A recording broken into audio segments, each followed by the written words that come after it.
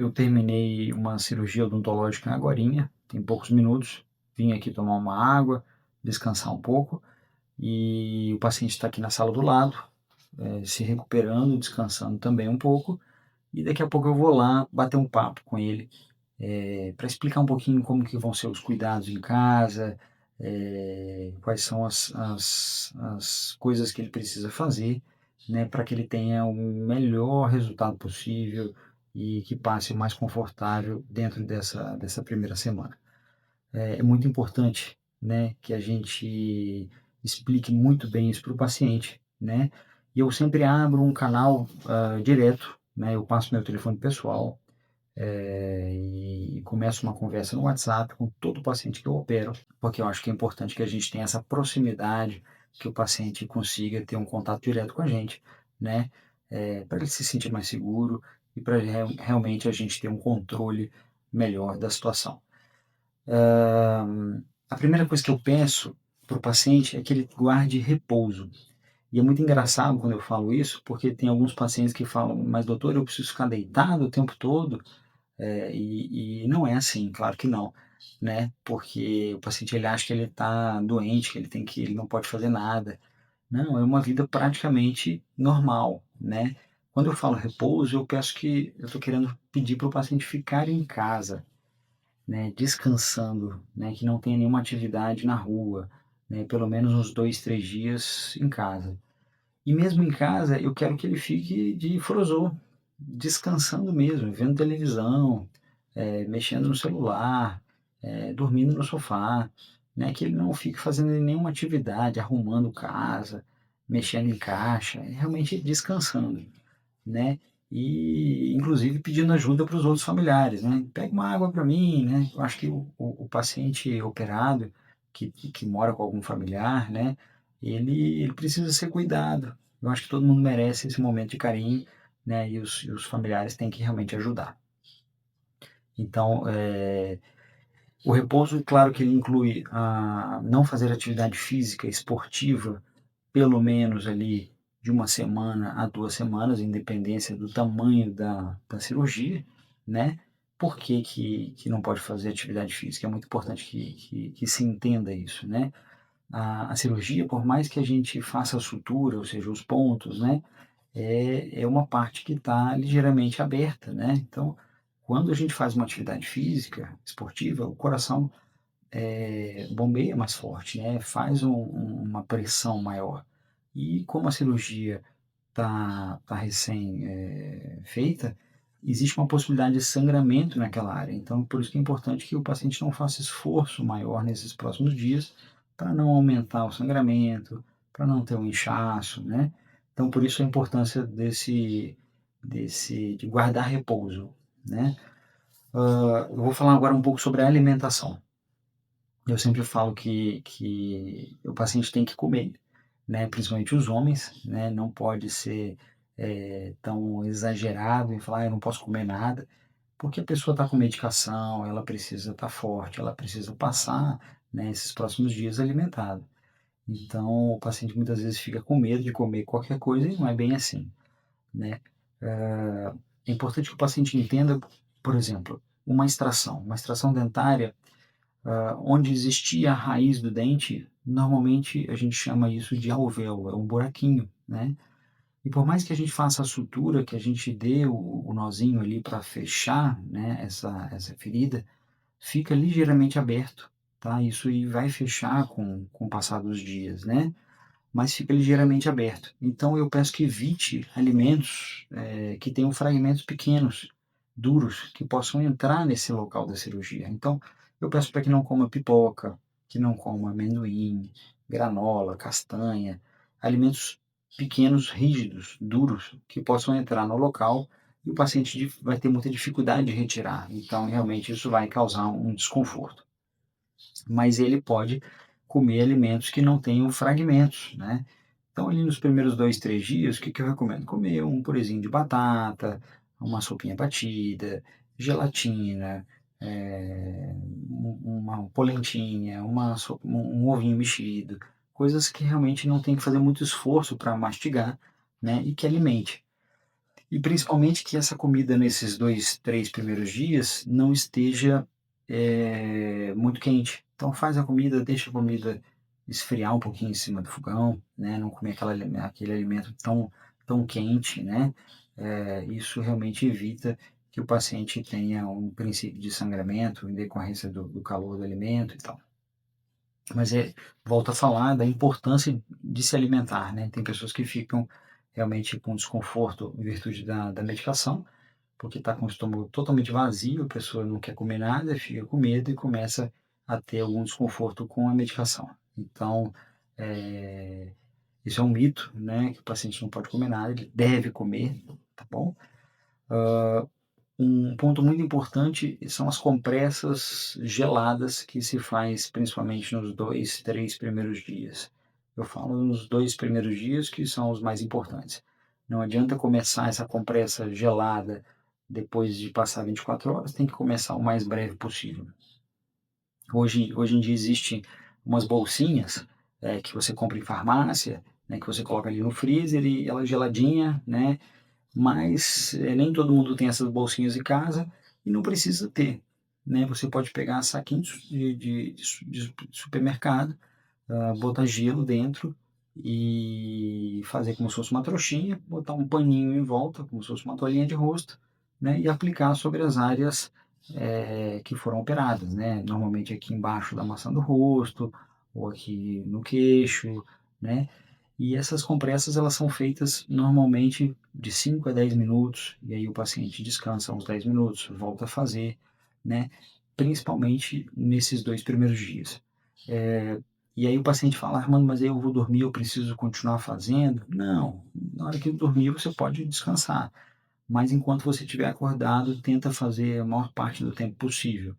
O gelo ele não pode ficar o tempo todo no rosto, porque ele também pode provocar alguma queimação no rosto, né, tem que ter cuidado, por isso a importância do paninho, para a gente não ter nenhuma complicação. É claro que a qualidade do pós-operatório depende muito da qualidade da cirurgia, né, e a gente sempre cuida muito para que a cirurgia seja o menos traumática possível, né, que a gente seja o mais delicado possível no movimento, né, nas manobras operatórias, mas sempre isso é uma pequena agressão e o corpo vai tentar, reagir, vai reagir com um pequeno inchaço, uma pequena inflamação. Então a gente precisa tomar algumas ações para que esse inchaço não seja tão importante. Por isso a importância do gelo, né, para a gente minimizar, e tentar diminuir esse inchaço. Alguns pacientes acabam apresentando pequenos sangramentos, tá? Pequenos sangramentos, e às vezes o paciente assusta, fala: "Ah, doutor, está sangrando um pouquinho", e dificilmente é uma hemorragia de verdade. Normalmente é um pequeno escape de sangue, muito pequeno, né, e o paciente às vezes, se assusta porque a saliva acaba molhando a boca por dentro e leva o sangue para outras regiões, né, mas eu sempre falo que sangue é vida, o sangue é importante para a cicatrização, então um pouquinho de sangue ali, não é nada ruim, né. O que a gente tem que fazer é não cuspir, né, o paciente não pode ficar cuspindo achando que ele cuspindo ele vai terminar de tirar aquele sangue e vai melhorar, porque quanto mais ele cospe, mais favorece o sangramento, e aí realmente a gente começa a perder o controle. Então o segredo, se o paciente estiver com a boca suja de sangue, colocar um pouquinho de água dentro da boca, soltar na pia, né, para tirar aquele excesso, e olhar por onde está sangrando, em qual região está sangrando. E aí ele pega uma pequena gaze, faz um rolinho e faz uma leve compressão com o dedo, né, fica segurando ali o ponto onde está sangrando de 3 a 5 minutos e quase sempre isso é suficiente para parar o sangramento, né. Eu nunca tive um sangramento, que realmente não pudesse ser controlado pelo paciente, né. Claro que isso depende muito da calma do paciente, né, tem pacientes que ficam um pouco mais assustados, mas normalmente são sangramentos insignificantes que o paciente sozinho consegue controlar. Mas por isso a importância de ter o telefone, né, do dentista, né, da pessoa que fez a cirurgia, para dar essas orientações e acalmar o paciente em qualquer eventualidade. Hã, o que mais que a gente precisa falar? É importante também o paciente, na hora de dormir nos 2 primeiros dias, manter a cabeça mais alta, tá. Isso favorece que o sangue chegue com menos força na região, então isso provoca menos sangramento, menos edema. Então coloca 2 travesseirinhos, um pouco mais alta a cabeça, isso ajuda bastante, né. Não é para dormir sentado, mas também não quero que fique totalmente plano. Uma parte muito importante que os pacientes às vezes acabam não fazendo por medo é a higienização oral. E é muito importante que o paciente faça uma higiene oral, né, que limpe, que escove os dentes.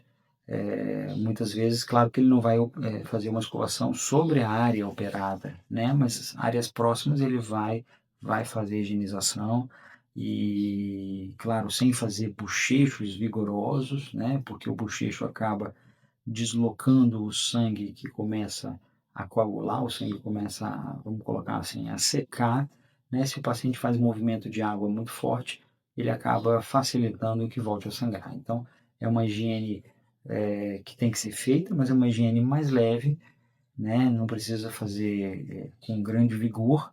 E muitas vezes a gente até complementa com bochecho, né? Algum antibacteriano que possa ajudar nesse controle desses próximos dias.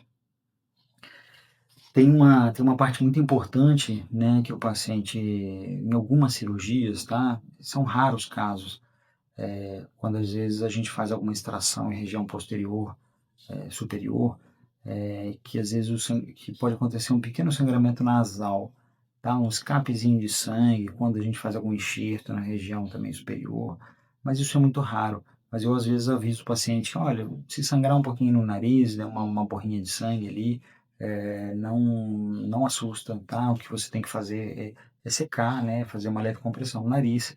E normalmente isso pode acontecer e depois de algumas horas voltar a acontecer, mas normalmente é também bastante insignificante, tá bom? É claro que o pós-operatório, ele não são só essas medidas, né, que eu estou falando, você também tem que seguir muito à risca as medicações, né, que normalmente tem algum antibiótico envolvido, tem um anti-inflamatório, né, que é para tentar controlar essa inflamação, que também ajuda na dor. Normalmente tem um analgésico, né, então o paciente ele tem que seguir a risca, porque muitas vezes ele acha que ele está sem dor, então ele não precisa tomar, e não é bem assim, né? Mesmo sem dor, ele precisa utilizar essa medicação. E basicamente são essas coisas, né? O repouso, a alimentação adequada, o controle do sangramento, né? Que se acontecer algum sangramento, fazer uma compressa com uma gaze, evitar alimentos rígidos, alimentos quentes, uma coisa que eu estava quase esquecendo, muitas vezes o paciente fica com os lábios muito secos e né, e acaba a gente tem que hidratar, pedir para o paciente passar alguma pomadinha ali, uma manteiguinha de cacau, qualquer coisa para hidratar muito bem isso, né. E com certeza, se a cirurgia foi feita de maneira, planejada, o pós-operatório vai ser o mais fácil possível. É claro que isso muda muito entre os pacientes, mas normalmente, a gente não tem grandes complicações. Ah, um outro ponto importante, são alguns pacientes mais claros, de pele mais clara, às vezes apresentam partes roxas, né? A pele fica um pouco arroxeada, a gente chama de equimose, né? Como se fosse um roxinho, quando você bate o braço e fica roxo, né? Essas aparências na pele não me preocupam em nada, né? Isso pode acontecer com qualquer paciente, principalmente em cirurgias maiores, mas é importante que o paciente não tenha dor, né. Essa aparência às vezes pode assustar um pouquinho, o paciente fica ali: "Nossa, Armando tá roxo", né, e depois começa a ficar verde, mas eu sempre acalmo o paciente, falo que isso aí vai desaparecer em poucos dias, né. Existem algumas pomadinhas que a gente pode usar para acelerar esse processo, para que desapareça logo esses roxinhos, né, mas isso é muito raro que aconteça, só em cirurgias muito grandes mesmo, e eu acho que eu falei tudo, né. Se eu tiver esquecido alguma coisa, eu faço um próximo vídeo. Eu tento ser o mais natural e é o jeito que eu converso com os pacientes, né. Se eu lembrar de mais alguma coisa, eu complemento em outro vídeo.